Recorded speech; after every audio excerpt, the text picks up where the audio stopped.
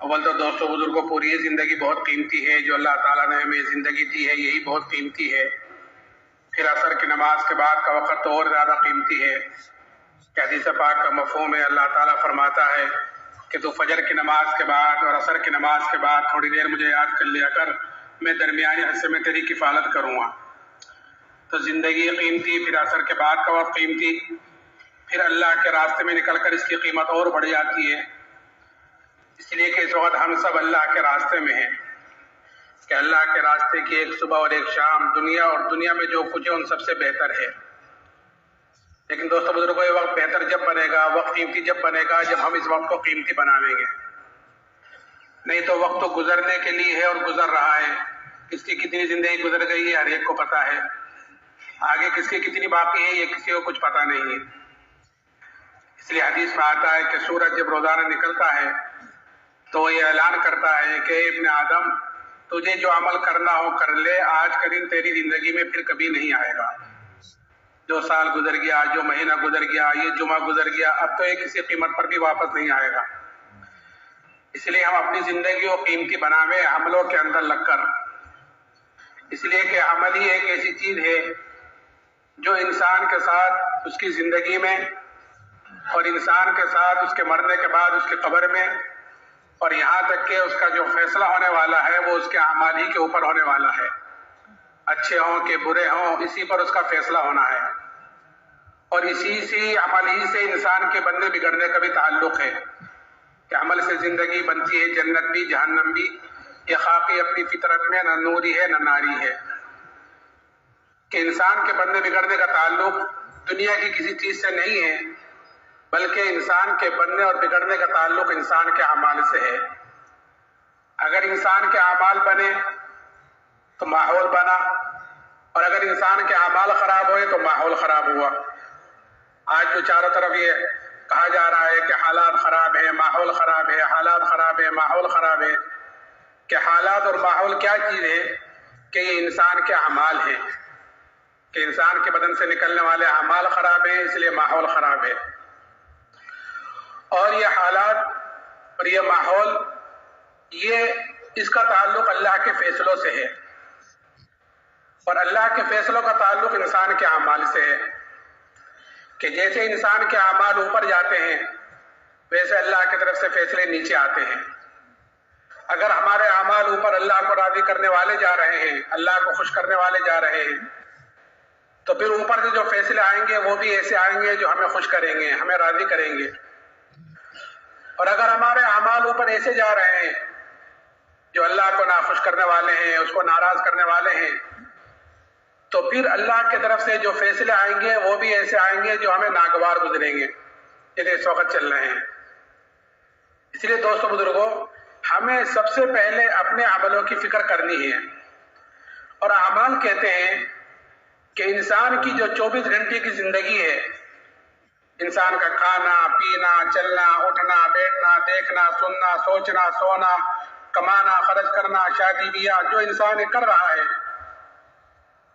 کہ یہ اس کے اعمال کہلاتے ہیں۔ یہ اعمال یہ چیزیں ہماری ٹھیک ہو جائیں، اس لیے کہ یہی چیزیں غیر بھی کرتے ہیں، جو اللہ کو نہیں مانتے وہ بھی یہی کام کرتے ہیں سارے کام، اور یہی کام مسلمان بھی کرتا ہے۔ فرق اتنا ہے ان کے اور ہمارے کرنے میں کہ ہمیں طریقہ بتلایا گیا ہے جناب رسول اللہ صلی اللہ علیہ وسلم کے ذریعے سے، لقد کان لکم فی رسول اللہ اسوۃ حسنہ، کہ تمہارے لیے زندگی گزارنے کا جو بہترین نمونہ ہے وہ تمہارے نبی کی زندگی ہے۔ اور حضور حضرت صلی اللہ علیہ وسلم نے پیدائش سے لے کر موت تک ہر موقع کی دعا بتلائی، ہر موقع کا طریقہ بتلایا ہے کہ ہماری زندگی اور ہمارے اعمال اس کے مطابق ہو جاویں تو یہ اعمال اللہ کے ہاں قیمتی بنیں گے، اور اگر اس کے مطابق زندگی نہ گزری، اس کے مطابق اعمال نہ ہوئے، تو پھر دوستو بزرگوں اللہ کے ہاں یہ زندگی اتنی ہی بے قیمتی بنے گی۔ اس لیے ہمیں اللہ تعالیٰ اس زندگی کی قدر کرنے کی توفیق نصیب فرماوے۔ میرے محترم بزرگوں دوستو، ہر انسان کے ساتھ 2 نسبتیں لگی ہوئی ہیں، اور نسبت جتنی بڑی ہوتی ہے، جتنی اعلیٰ ہوتی ہے،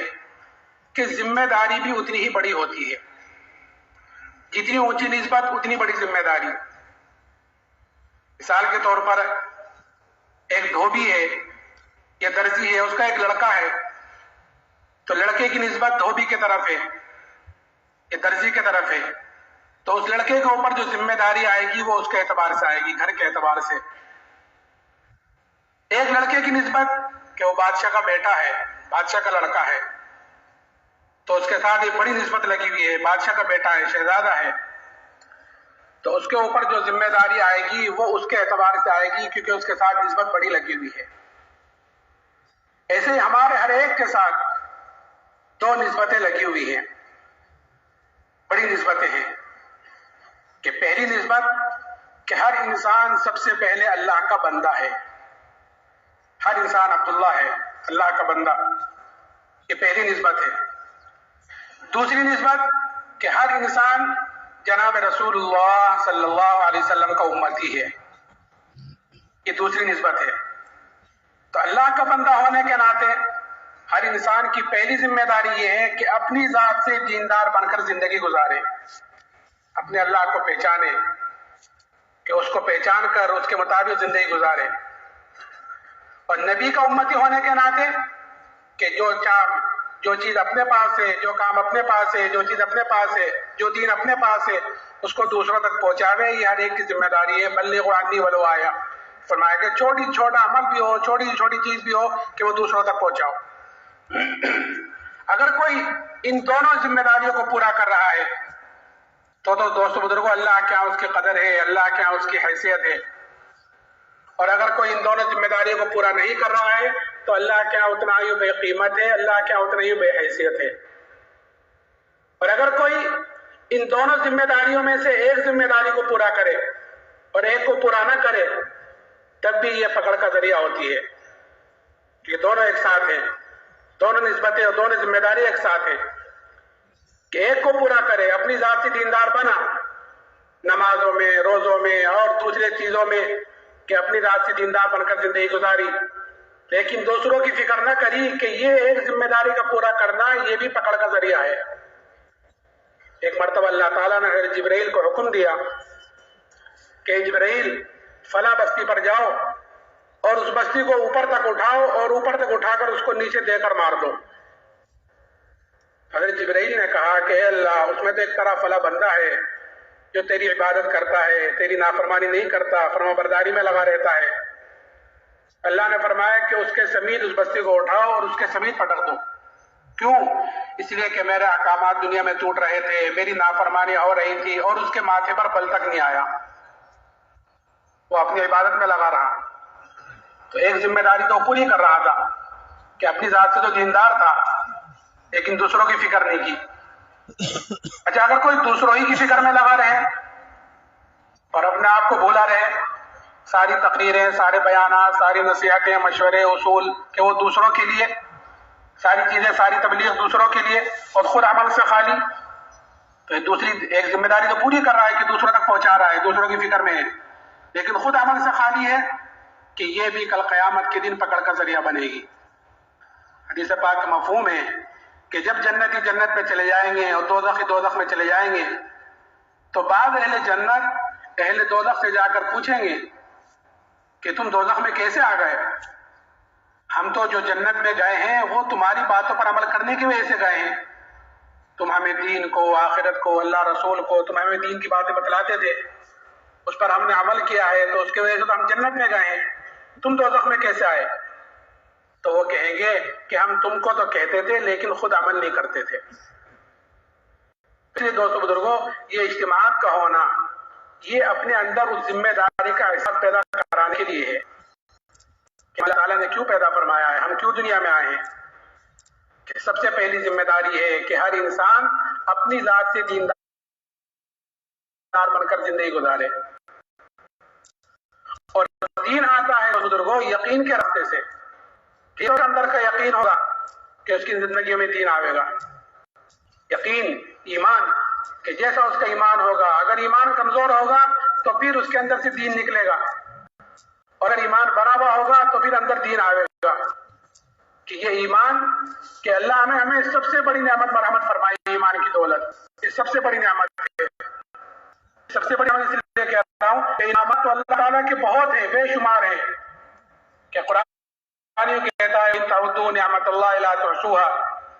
کہ اللہ تعالیٰ کے انعامات تو اتنے ہیں کہ اگر تم اللہ کی نعمتوں کو گننا چاہو، شمار کرنا چاہو تو تم اللہ کی نعمتوں کو گن نہیں سکتے، شمار نہیں کر سکتے،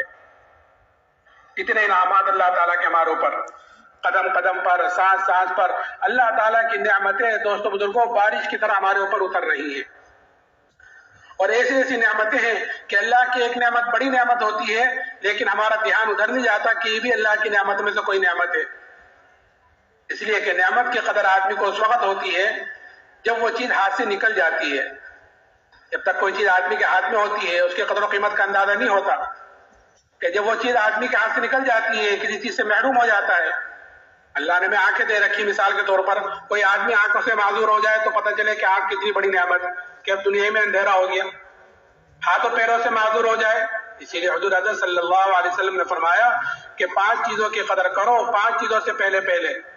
یہ بڑی نعمتیں ہیں، اور اس میں پوری زندگی آ گئی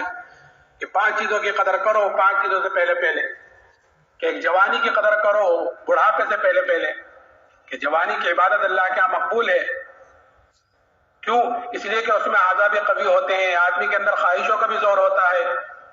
کہ ان خواہشوں کو قربان کر کر یہ آدمی اپنی جوانی اللہ کی عبادت میں، اس کے دین میں، اس کے دین کا پھیلانے میں لگاتا ہے، تو پھر ایسی جوانی کی عبادت اللہ کے ہاں مقبول ہے کہ وہ 7 آدمی جو عرش کے سائے کے نیچے ہوں گے ان میں ایک وہ جوان بھی ہوگا جو جوانی میں اللہ کی عبادت کرتا ہوگا، تو جوانی کی قدر بڑھاپے سے پہلے، اور مالداری کی قدر کرو تنگ دستی سے پہلے، مالداری کی قدر تنگ دستی سے پہلے، اور صحت کی قدر کرو بیماری سے پہلے، صحت دے رکھی اللہ نے کہ اس صحت میں کہ جو آدمی کام کرتا ہے، کر سکتا ہے اور کیا ہے اس نے، اب بیماری کی وجہ سے نہیں کر سکتا، تو پھر اللہ تعالیٰ کے انعامات احسانات کہ ایک آدمی تہجد پابندی سے پڑھتا تھا، ایک آدمی نماز پابندی سے جماعت کے ساتھ پڑھتا تھا، اب بیمار ہو گیا ہے، معذوری ہوئی ہے، اب تہجد نہیں پڑھ پا رہا ہے، مسجد میں نہیں جا پا رہا ہے، تو اللہ تعالیٰ اس کو وہی اجر و ثواب دیتے رہیں گے جو صحت کے زمانے میں کرتا تھا، صحت کی قدر کرو بیماری سے پہلے، اور خالی اوقات کی قدر کرو مشغولی سے پہلے، خالی اوقات کی قدر کیا ہے؟ مثال کے طور پر ایک حدیث پاک کا مفہوم ہے کہ جو آدمی 40 دن اخلاص کے ساتھ ایسی طرح نماز پڑھے کہ اس کی تکبیر اولا فوت نہ ہو تو اس کو 2 بڑے پروانے اللہ کی طرف سے ملتے ہیں، ایک پروانہ جہنم سے چھٹکارے کا، دوسرا نفاق سے بری ہونے کا، یہ 2 بڑے پروانے اس کو ملتے ہیں جو 40 دن اخلاص کے ساتھ ایسی طرح نماز پڑھے کہ تکبیر اولا فوت نہ ہو، تو اللہ کے راستے میں نکل کر، اس لیے کہ ماشاءاللہ اتنا بڑا مجمع ہے، بہت سے آدمی ماشاءاللہ اللہ کے راستے میں نکلیں گے، بہت جماعتیں آپ کے یہاں تو ماشاءاللہ 7 مہینے کی، سالوں کی، 4 مہینے کی نکلتی ہیں، کہ اللہ کے راستے میں نکل کر اس حدیث پر عمل کرنے کا بہترین وقت ہوتا ہے، نہ گھر ہے، نہ کاروبار ہے، نہ بیوی بچے ہیں، نہ دوست احباب ہیں، نہ کسی کی خوشی میں جانا، نہ کسی کی غمی میں جانا، کہ ہر وقت مسجد ہی میں رہنا ہے، کہ اوقات کو فارغ کیا ہے، خالی اوقات کی قدر کہ ہر وقت مسجد ہی میں رہنا، کوئی دوسرا کام ہی نہیں ہے، کشتوں کے لیے جائیں گے، جو اپنے کام سے جائیں گے، آ جائیں گے، تو اس حدیث پر عمل کرنے کا بہترین وقت ہے اللہ کے راستے میں نکل کر، اگر اس حدیث پر اللہ کے راستے میں نکل کر عمل نہ ہوا تو گھر آ کر اس حدیث پر عمل کرنا مشکل ہو جائے گا، اس لیے کہ 100 طرح کے کام ہوتے ہیں،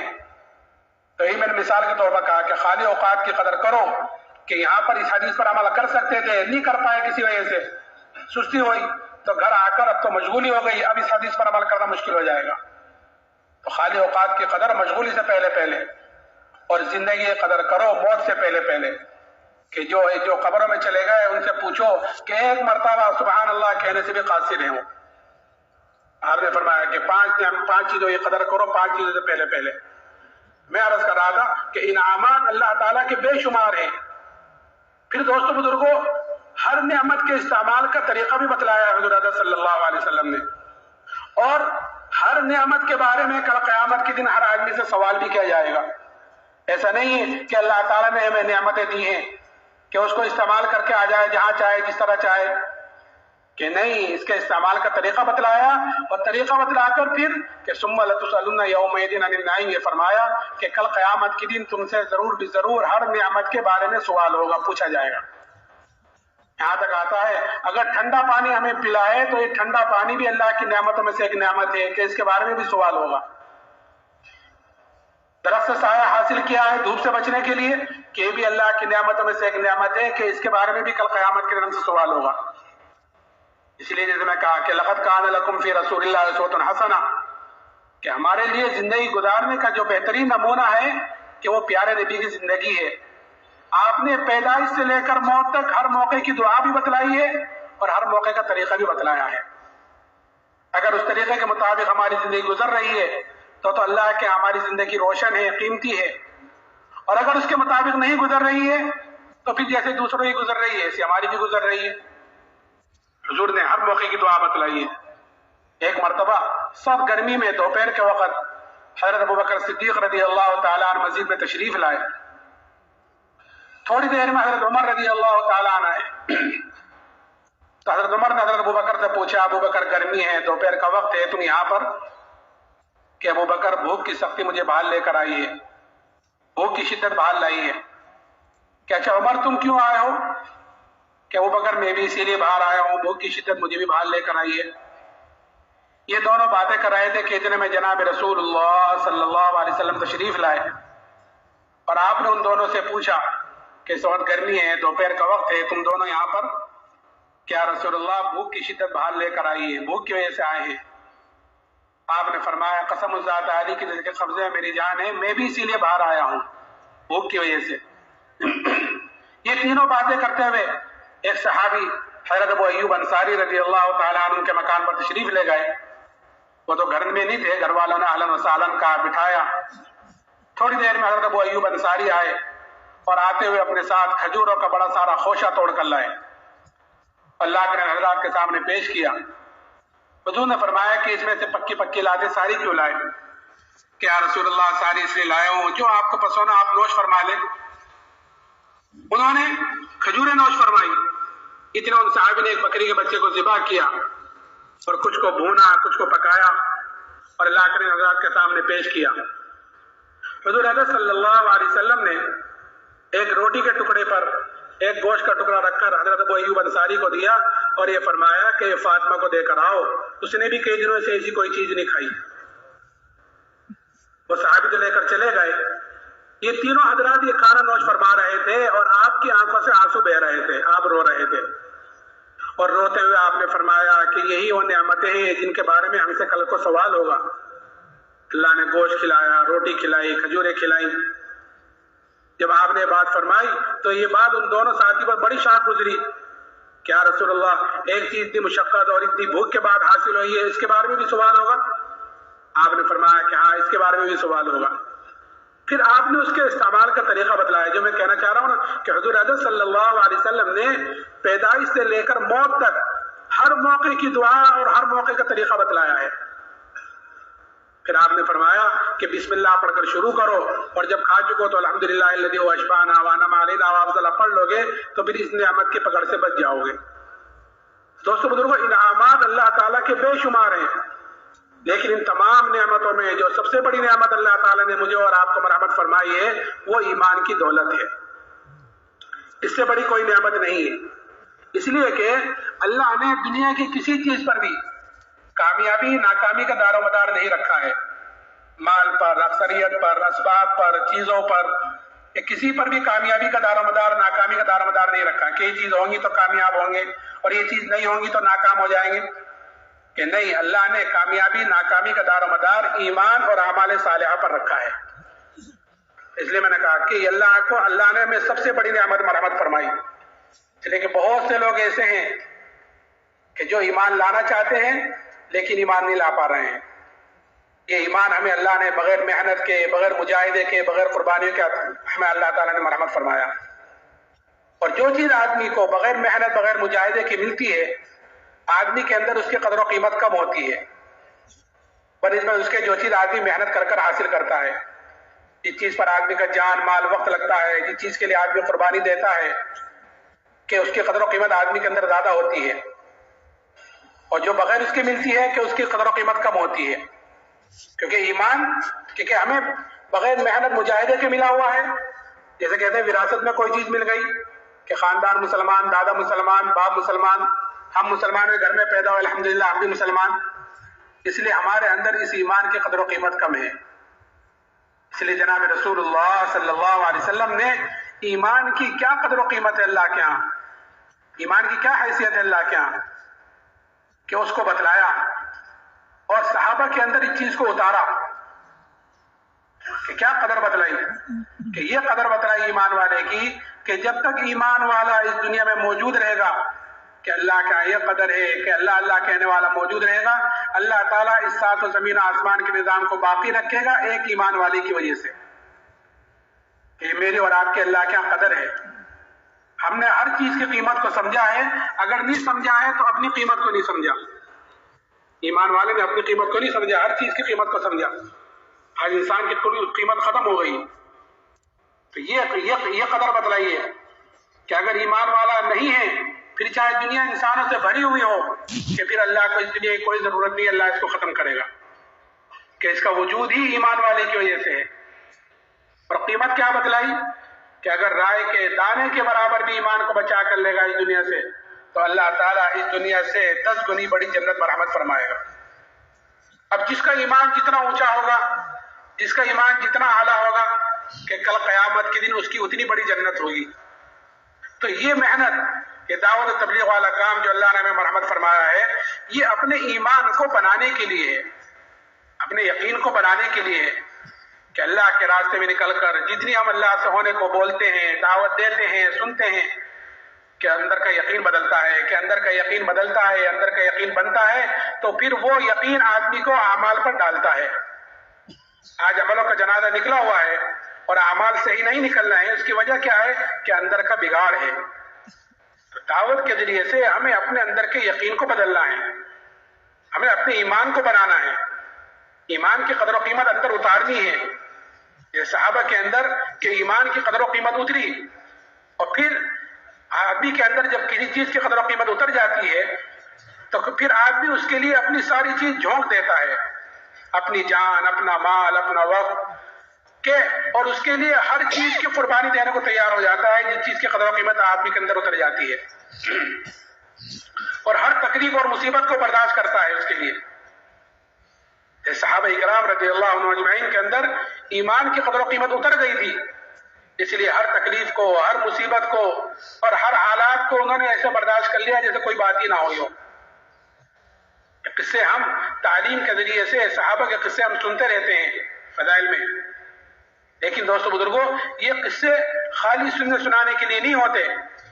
بلکہ یہ قصے تو اس لیے ہوتے ہیں کہ ہم ان قصوں کو سنیں اور ان قصوں سے اثر لینے والے بنے، کہ کہاں صحابہ کا ایمان تھا، کیسا صحابہ کا ایمان تھا. اگر ہم اپنے ایمان کو صحابہ کے ایمان کے مقابلے میں رکھ کر دیکھیں تو ابھی ہمیں پتہ چلے کہ ہم ایمان کے مقابلے میں کتنے کمزور ہیں. آج مسلمان چھوٹی چھوٹی چیزوں پر اپنے ایمان کو بیچ دیتا ہے، چھوٹی چھوٹی چیزوں پر اپنے ایمان کے تقاضوں کو پیچھے ڈال دیتا ہے، کیونکہ ایمان کی قدر و قیمت کم ہے. صحابہ نے ہر حال میں جہاں ہوئے، جس طرح ہوئے، کہ ایمان کے تقاضوں کو مقدم رکھا ہے، اور ہر حال میں اپنے ایمان کو بچایا ہے، اور ہر تکلیف، ہر مصیبت جو آئی ہے ایمان کے مقابلے میں اس کو برداشت کیا ہے. ایک صحابی حضرت خباب رضی اللہ تعالیٰ عنہ، حضرت عمر رضی اللہ تعالیٰ نے ان سے پوچھا کہ خباب ان تکالیف کی تفصیل بتلاؤ جو ایمان کی وجہ سے تم پر آئی ہیں، جو حالات تم پر ایمان کی وجہ سے آئے ہیں. صحابہ پر حالات آئے ہیں جب ایمان لائے ہیں، تو جو حالات ایمان کی وجہ سے تم پر آئے ہیں ان حالات کی ذرا کارگزاری سناؤ، تفصیل بتلاؤ. تو حضرت خباب نے کہا امیر المومنین آپ ذرا میری کمر دیکھیں. جب کمر دیکھی تو فرمایا کہ خباب ایسی کمر تو کسی کی نہیں دیکھی آج تک جیسی تمہاری ہے. تو حضرت خباب نے فرمایا امیر المومنین مجھے تو آگ کے انگاروں پر لٹا کر گھسیٹا جاتا تھا اور میری چربی سے، میرے خون سے آگ بجھتی تھی. کہیں کی وجہ سے؟ کہ ایمان کی وجہ سے. کہ ایک عورت کے غلام تھے، جب اس کو یہ پتا چلا کہ جناب رسول اللہ صلی اللہ علیہ وسلم سے ملتے ہیں تو سریے کو گرم کر کر اس سے ان کے بدن کو داغ دیتی تھی کہ یہ تو ایمان میں پھر جاویں، نہیں تو یہ تکلیفیں برداشت کریں. تو ان تکالیف کا برداشت کرنا آسان ہوا. تو ان تکالیف کو برداشت کرتے رہے، لیکن ایمان اپنی جڑ مضبوط پکڑ چکا تھا، اس لیے ایمان سے نہیں ہٹ سکے۔ اور پھر اتنا ہی نہیں، جب فتوحات کا دروازہ کھلا اللہ کی طرف سے، اس لیے کہ مومن کی علامت بتلائی گئی ہے کہ مومن ایمان والا جو کام کرتا ہے، نماز پڑھی ہے، روزہ رکھا ہے، اللہ کے راستے میں سواد آپ لوگ نکلے ہوئے ہیں، قربانی دے رہے ہیں، بہت ساری چیزیں ہوتی ہیں، راحت آرام کی بھی قربانی ہوتی ہے، پیشاب وضو کرنے میں جاتے ہیں تو وہاں قربانی دینی پڑتی ہے، تکلیف ہوتی ہے، ساری چیزیں ہیں۔ اللہ تعالیٰ آپ کی اس چیزوں کو قبول فرماوے اور ہم سب کے لیے اور پورے عالم کے لیے اس اجتماع کو ہدایت کا ذریعہ فرماوے۔ تو مومن جو عمل کرتا ہے، جو نیک عمل کرتا ہے، وہ اس کا بدلہ دنیا میں نہیں چاہتا کہ آپ لوگ کر رہے ہیں کہ الحمدللہ اللہ کے لیے کر رہے ہیں، کہ جو مومن جو عمل کرتا ہے وہ اخلاص کے ساتھ کرتا ہے اپنے اللہ کو راضی کرنے کے لیے۔ کوئی دیکھ رہا ہے نہیں دیکھ رہا ہے، کوئی خوش ہے نہیں خوش ہے، کہ اس کی پرواہ نہیں ہے کہ ان چیزوں میں، ان قربانیوں میں، ان حالات میں، ان اعمال سے میرا اللہ مجھ سے راضی ہو جاوے، یہی مقصد ہے اور یہی مقصد ہونا بھی چاہیے۔ اگر یہ مقصد نہیں ہے تو پھر کل قیامت کے دن جس نے جو عمل جس کے لیے کیا ہوگا کہ کل قیامت میں کہا جائے گا کہ جس نے جو عمل جس کے لیے کیا ہے وہ بدلہ اسی سے جا کر لے لے۔ ہمیں تو یہ کام، یہ ساری چیزیں، یہ محنت، یہ قربانی ہے صرف اللہ کے لیے کرنی ہے۔ مومن اپنے نیک عمل کا بدلہ کہ ایک تو دنیا میں نہیں چاہتا، اور جو کام کرتا ہے اپنے اللہ کو راضی کرنے کے لیے، کسی کی پرواہ نہیں کرتا۔ اس لیے حضور اقدس صلی اللہ علیہ وسلم نے حضرت ابو ذر رضی اللہ تعالیٰ عنہ سے فرمایا تھا کہ ابو ذر، اللہ کے معاملے میں اللہ کا حکم ہے کہ اس کے معاملے میں کسی ملامت کرنے والے کی ملامت کی پرواہ نہ کرنا۔ کیا حکم ہے اللہ کا کہ وما آتاکم الرسول فخذوہ وما نہاکم عنہ فانتہوا، کہ جو کچھ تم کو تمہارے نبی دیں اسے لے لو، اور جس سے تمہیں تمہارا نبی روکے اس سے رک جاؤ۔ تو حضور اقدس صلی اللہ علیہ وسلم نے زندگی گزارنے کا طریقہ بتلایا ہے۔ تو اس طریقے میں کہ کسی ملامت کرنے والے کی ملامت کی پرواہ نہ کریں کہ اگر ہم شادی ایسا کریں گے تو لوگ کیا کہیں گے، اگر میں گھر ایسا نہ بناؤں گا تو لوگ کیا کہیں گے، اگر میں اس طرح زندگی نہ گزاروں گا تو لوگ کیا کہیں گے، کہ نہیں، میرے نبی نے مجھے طریقہ بتلایا ہے اور ایسا طریقہ بتلایا ہے۔ اللہ اکبر۔ ایک مرتبہ ایک کافر ایک صحابی کے پاس آیا اور آ کر کہا طنز کے طور پر کہ تمہیں تمہارے نبی نے پیشاب وغیرہ استنجا کرنے کا بھی طریقہ بتلایا ہے، یعنی مذاق کے طور پر، طنز کے طور پر جسے کہتے ہیں نا، کہ طنز کے طور پر اس نے کہا کہ تمہیں تمہارے نبی استنجا کرنے کا طریقہ بھی بتلاتے ہیں، پیشاب کرنے کا طریقہ بھی بتلاتے ہیں۔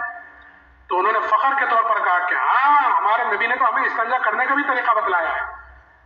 میں نے کہا نا کہ حضور اقدس صلی اللہ علیہ وسلم پیدائش سے لے کر موت تک ہر موقع کی دعا اور طریقہ بتلا کر گئے ہیں۔ تو انہوں نے فخر کے طور پر کہا کہ ہاں، ہمارے نبی نے تو ہمیں استنجا کرنے کا بھی طریقہ بتلایا ہے۔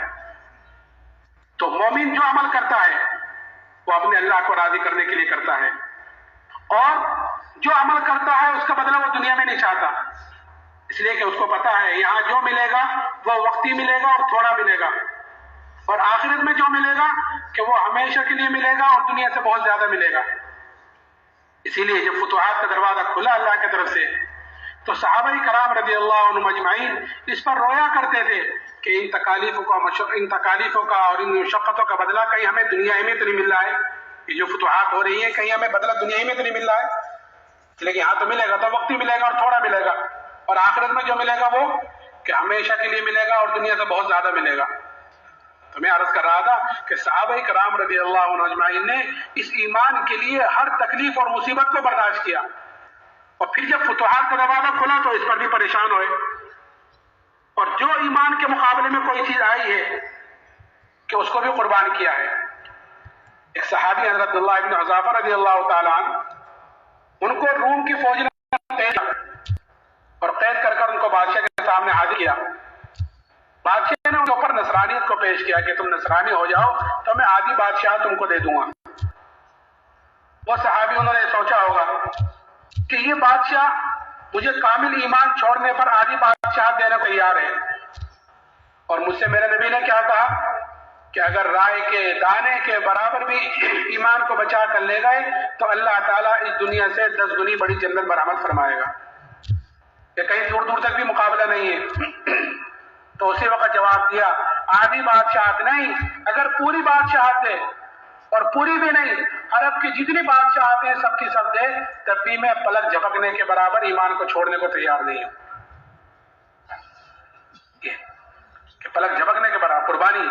کہ بادشاہت آئی ہے تو اس بادشاہت کو قربان کیا ہے، مال آیا ہے تو مال کو قربان کیا ہے ایمان کے مقابلے پر۔ اور پھر اتنا ہی نہیں کہ نہیں مانتے تو چلو گھر چلے جاؤ اپنے، کہ نہیں دوسری چیز دھمکی تو کیا، اصل تو دوستو بزرگوں اللہ کی طرف سے حالات آتے ہیں اس وقت بھی اور اس وقت بھی، اور یہ دیکھنے کے لیے آتے ہیں کہ یہ اپنے ایمان میں کتنے مضبوط ہیں۔ جو کہتے ہیں ہم مسلمان ہیں ہم ایمان والے ہیں، کہ دیکھو یہ کتنے مضبوط ہیں، امتحان ہوتا ہے ہر ایک کا۔ الف لام میم حسب الناس ان یترکوا ان یقولوا آمنا وهم لا یفتنون، قرآن پوچھتا ہے کیا تم یہ گمان کرتے ہو کہ تم یوں کہتے ہو کہ ہم ایمان والے ہیں تو تم آزمائی نہیں جاؤ گے؟ نہیں، آزمائش آتی ہے، صحابہ پر بھی آئی ہے، ہم پر بھی آئی ہے حالات، اور یہ دیکھنے کے لیے آتے ہیں کہ یہ حالات کا مقابلہ حالات سے کرتے ہیں، یہ حالات کا مقابلہ میرے طرف رجوع کرتے ہیں حالات میں، ان حالات میں ایمان والوں کا یہ امتحان ہوتا ہے۔ تو جو ایمان والے ہوتے ہیں وہ حالات کا مقابلہ حالات سے نہیں کرتے، بلکہ حالات کا مقابلہ اعمال سے کرتے ہیں، حالات کا مقابلہ توبہ استغفار سے کرتے ہیں، حالات کا مقابلہ اللہ کی طرف رجوع کرنے سے کرتے ہیں۔ وہ سمجھتے ہیں کہ یہ حالات آئے ہیں کہ میری تربیت کے لیے اللہ مجھے اپنے طرف رجوع کرنے والا چاہتا ہے، وَلَنُذِيقَنَّهُم مِّنَ الْعَذَابِ الْأَدْنَىٰ دُونَ الْعَذَابِ الْأَكْبَرِ لَعَلَّهُمْ يَرْجِعُونَ، کہ ہم چھوٹے چھوٹے عذاب، چھوٹی چھوٹی مصیبتیں، چھوٹے چھوٹے حالات ہم لاتے ہیں بڑے حالات سے پہلے، جو آخرت میں بڑے عذاب سے پہلے۔ اللہ حفاظت فرمائے۔